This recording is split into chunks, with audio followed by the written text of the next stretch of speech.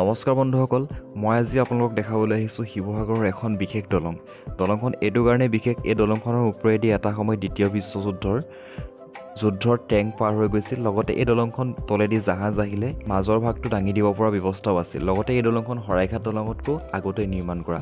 আহকচোন ভিডিঅ'টো আৰম্ভ কৰোঁ।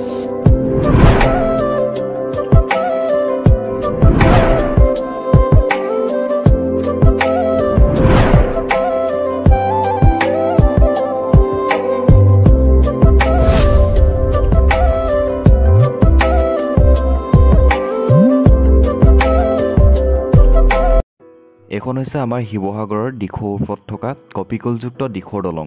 এই দলংখনৰ এইটো কাৰণেই বিশেষ যে এই দলংখনৰ মাজৰ ভাগটো দাঙি দিব পাৰি।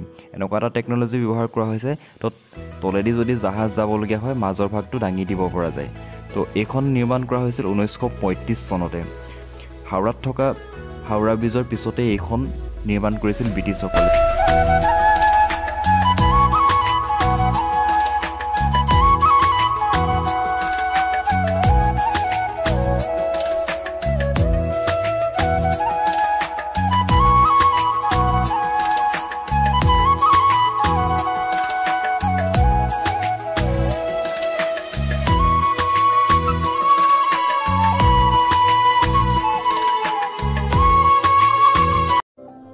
যিহেতু উজনি অসমৰ শিৱসাগৰৰ নাজিৰাত চাহ কোম্পানী আছিল, গতিকে সম্পূৰ্ণ উজনি অসমৰ চাহপাত নাজিৰাত গোট খাইছিল। নাজিৰাৰ পৰা দিখৌ নৈৰে জাহাজেৰে কলকাতালৈ লৈ যোৱা হৈছিল।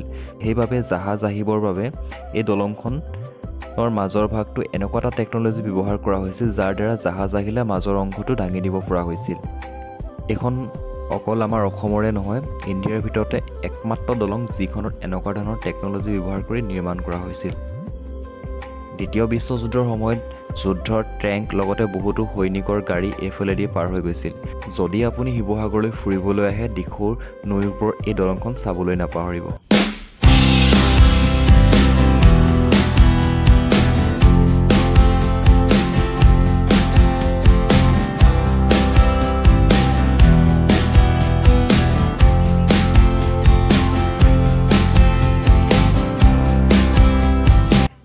ভিডিঅ'টো চাই কেনেকুৱা পালে জনাবলৈ নাপাহৰিব। যদি ভাল পালে লাইক, কমেণ্ট আৰু প্লিজ ছাবস্ক্ৰাইব কৰি দিব। ধন্যবাদ শেষলৈকে চোৱাৰ বাবে।